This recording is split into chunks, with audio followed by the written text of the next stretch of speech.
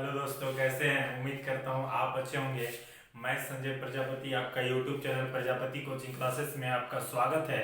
और आज हम लोग बात करने वाले हैं एलसीएम और एचसीएफ का पार्ट 5 के बारे में बात करने वाले हैं। और यहाँ से जो क्वेश्चंस आपको दिया जा रहा है, यहाँ जो क्वेश्चन है ये किसी ना किसी आरआरबी एनटीपीसी में पूछा गया प्रश्न है। उससे रिलेटेड आज हम लोग यहाँ पर बात करने वाले हैं, जो काफी मोस्ट इंपॉर्टेंट क्वेश्चन है एलसीएम और एचसीएफ का।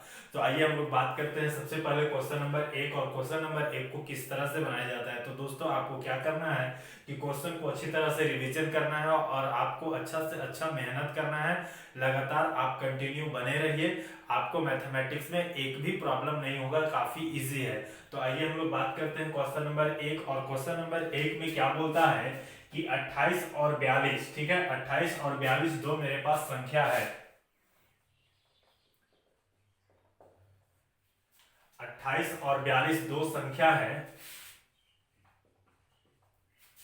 कि एलसीएम और एचसीएफ, ठीक है, इसका एलसीएम और एचसीएफ किस अनुपात में होगा। दोनों का एलसीएम निकालना है और दोनों का एचसीएफ निकालना है। दोनों किस अनुपात में होगा, यानी हम लोग को निकालना है एलसीएम अनुपात एचसीएफ, ठीक है। इस एलसीएम और इस एचसीएफ का रेशियो निकालना है। तो ध्यान दीजिएगा कि हम क्या करते हैं, 28 और 42 का एलसीएम निकालते हैं, ठीक है। इसका हम एलसीएम निकालेंगे तो ध्यान दीजिएगा, अगर हम 2 से लेंगे तो 14, 2 दूनी 4, 2 एका 2।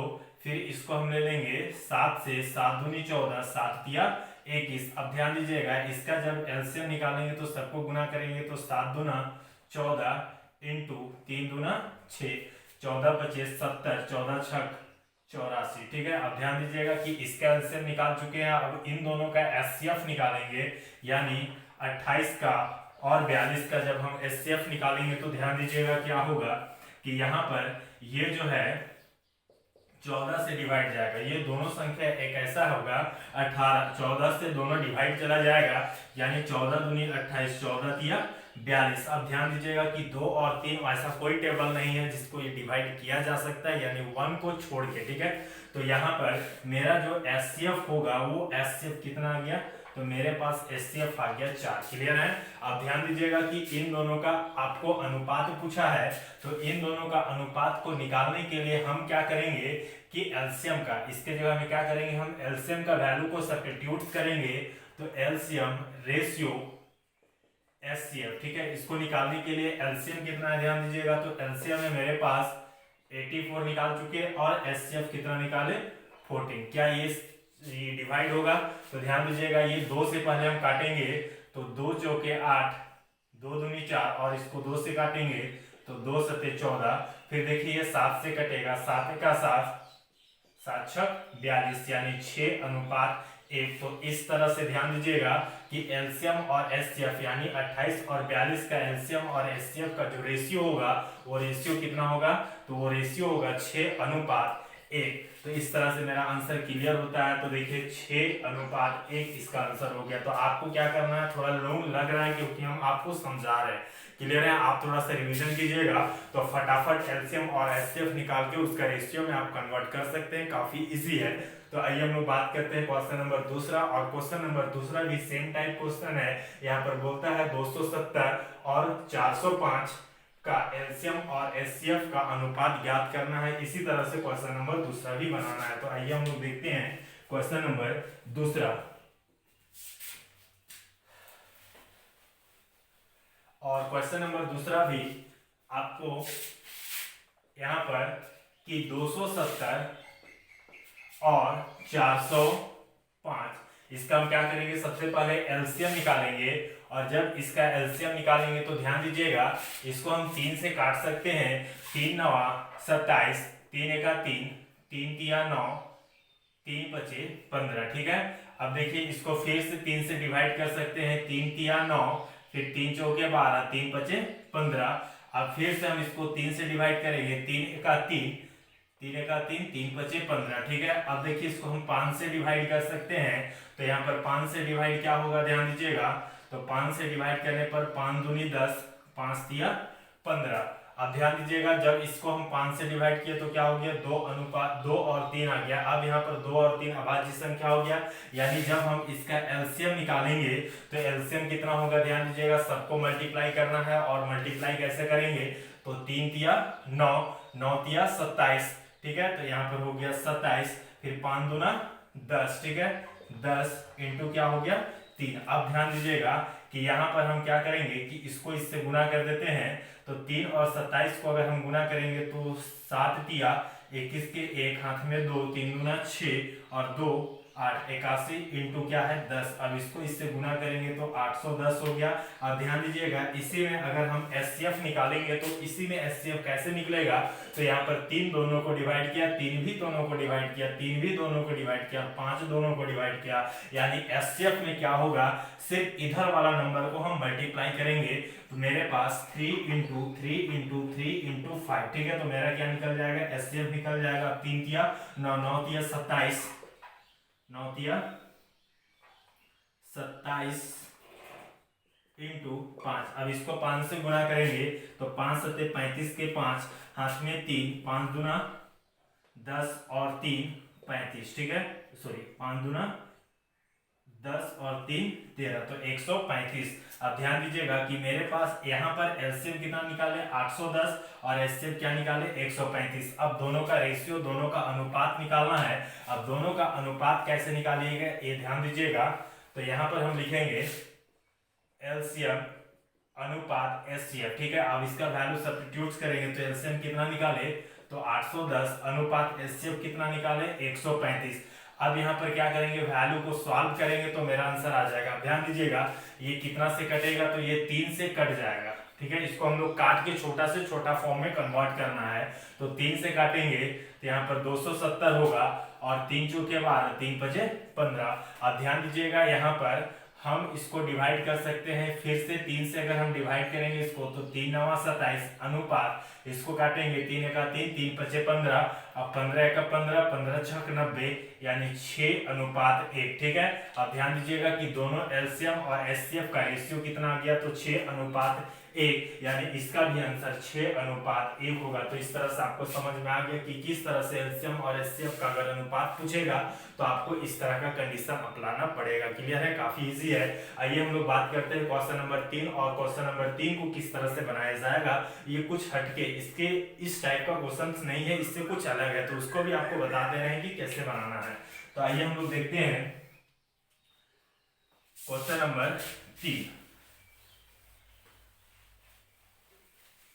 और क्वेश्चन नंबर 3 में ध्यान दीजिएगा क्या बोल रहा है, बोलता है क्या कि दो संख्याओं का अनुपात, तो मेरे पास दो संख्या है 2 अनुपात 3 एवं उसका लसा यानी इसका एलसीएम, लसा का मतलब एलसीएम दिया है 72, तो संख्याओं का मसा ज्ञात करना है, यानी हमको एचसीएफ ज्ञात करना है। क्लियर है। अब एचसीएफ कैसे निकालेंगे, तो ध्यान दीजिएगा कि जो नंबर का रेशियो दिया है इसको हम लोग 2x और 3x लिख सकते हैं। अब इन दोनों का, दोनों संख्याओं का आपको एलसीएम कैसे निकालेंगे, तो ध्यान दीजिएगा कि 2x और 3x का अगर एलसीएम निकाल लेते हैं हम, तो मेरे पास यहाँ पर x क्या होगा, x को कॉमन ले लेंगे तो यहाँ पर 2 और 3, यानी इसका जो एलसीएम होगा, ध्यान दीजिएगा इसका एलसीएम होगा 3 गुना 6x। अब एलसीएम कितना दिया है देखिए 72, अब 6 से इसको काटेंगे, 6 का 6, 6 दुना 12, तो x का वैल्यू कितना आ गया 12, ठीक है। अब x का वैल्यू 12 आ गया तो आपसे पूछा गया था एचसीएफ, और एचसीएफ क्या होगा, तो मेरे पास जो एचसीएफ होगा वो एचसीएफ मेरा x होगा। क्यों, क्योंकि यहाँ पर 2x और 3x का जब एचसीएफ निकालेंगे तो क्या होगा x होगा, इसीलिए x हो गया और x का वैल्यू क्या दे दिया 12। इट मींस मेरे पास एचसीएफ का वैल्यू आ गया 12, ठीक है। तो यही मेरा क्या होगा आंसर होगा। तो आपको समझ में आ गया कि किस तरह से एचसीएफ निकालना है इस क्वेश्चन को देखते हुए। तो यहाँ पर देख लीजिए कि एचसीएफ का मान मेरा क्या आ गया 12, ठीक है। इस तरह से आपको समझ में आ गया, काफी इजी है। आइए हम लोग बात करते हैं क्वेश्चन नंबर 4, और क्वेश्चन नंबर 4 भी काफी आसान लगेगा, इसी टाइप से क्वेश्चन को बनाना है। ये जो आज क्वेश्चंस लेके आए हैं ये सिर्फ आपको अनुपात वाला से रिलेटेड क्वेश्चन है, ताकि आपको कंफ्यूजन ना हो, आपका कंसेप्ट अच्छा हो। आइए क्वेश्चन नंबर 4। और क्वेश्चन नंबर 4 में देखिए इसी टाइप से दिया है कि दो संख्याओं का अनुपात, ठीक है, तो दो संख्या का अनुपात कितना है 3:4। तो हम इसको लिख सकते हैं 3x और 4x, मतलब मेरे पास दो संख्या है 3x और 4x और उसका मसा और इसका HCF, ठीक है, दे दिया है, कितना दिया है 4। अब ध्यान दीजिएगा कि मेरे पास दो संख्या है 3x और 4x। अगर हमका इसको इसका HCF निकालना है तो यहाँ पर एक x ही एक ऐसा संख्या होगा जो दोनों को डिवाइड करेगा, यानी 3 और 4 होगा। इट मींस यहाँ पर जो HCF होगा इन दोनों का HCF क्या होगा x होगा, और इस x का वैल्यू क्या दे दिया है यहाँ पर 4 दे चुका है, ठीक है, यानी मेरे पास x का वैल्यू क्या हो जाएगा 4 होगा, ठीक है, x का वैल्यू हो गया 4। अब पूछ क्या रहा है कि उनका लसा यानी इसका एलसीएम आपको निकालने के लिए बोल रहा है, ठीक है, तो इस एलसीएम को कैसे निकालेंगे, तो ध्यान दीजिएगा कि मेरे पास 3x और 4x का जब हम एलसीएम निकालेंगे तो यहाँ पर x से डिवाइड करेंगे, मतलब मेरा सेम कंडीशन होगा, ठीक है, तो यहाँ पर मेरा जो एलसीएम होगा वो एलसीएम होगा 3 चौके 12x, ठीक है। अब 3 चौके 12x हो गया, यानी यहाँ पर 12 इंटू x का वैल्यू क्या हो गया है यहाँ पर 4 है। अब इन दोनों को गुना करेंगे तो 12 चौके 48, ठीक है, तो इस तरह से क्वेश्चन नंबर 4 का जो आंसर होगा वो कितना हो जाएगा 48 होगा, यानी इसका जो एलसीएम होगा वो एलसीएम होगा 48, ठीक है। तो इस तरह से आपको क्या करना है फाइंड करना है, ध्यान दीजिएगा काफी आसान है। अगर आपको समझ में थोड़ा सा भी कंफ्यूजन हो तो आप फिर से एक बार वीडियो को देख ले ताकि किसी तरह का कोई प्रॉब्लम नहीं होगा, क्लियर है। तो आइए हम लोग बात करते हैं क्वेश्चन नंबर 5, और क्वेश्चन नंबर 5 को देखते हैं कि किस तरह से बनाया जाएगा। यह भी काफी आसान है, मैथमेटिक्स एक्चुअली में आपको आसान लगेगा, बस थोड़ा सा आपको प्रैक्टिस करना है और रिवीजन करना है। क्वेश्चन नंबर 5 की बात करेंगे, और क्वेश्चन नंबर 5 में ध्यान दीजिएगा क्या बोलता है कि दो संख्या इतना और इतना के अनुपात में, मतलब सेम क्वेश्चन देखिए यहाँ पर कि क्वेश्चन नंबर 3 के जैसा क्वेश्चन नंबर 5 बनाना है। दो संख्या कितना कितना के अनुपात में दिया है 3:4, यानी इसको हम लिख सकते हैं 3x और 4x मान लेते हैं के अनुपात में है। यदि इनका एलसीएम, अब इनका एलसीएम दे दिया है 108, ध्यान दीजिएगा एलसीएम दे दिया 108, तो उन संख्या का एचसीएफ क्या होगा, तो ध्यान दीजिएगा हमको एचसीएफ निकालना है, ठीक है, यहाँ पर हमको एचसीएफ का आंसर जानना है। अब इस एलसीएम का आंसर कैसे निकालेंगे, तो ध्यान दीजिएगा कि यहाँ पर 3x और 4x का अगर हम एलसीएम जानेंगे तो क्या हो जाएगा 3 चौके 12x, ठीक है, ये मेरा एलसीएम हो गया। अब ध्यान दीजिएगा कि एलसीएम कितना दिया है दोनों संख्या का, तो 108 दिया है जो कितना के बराबर है 12x के बराबर है। अब 12 से काटेंगे तो 12 9 108, तो इस तरह से x का वैल्यू कितना आ गया 9।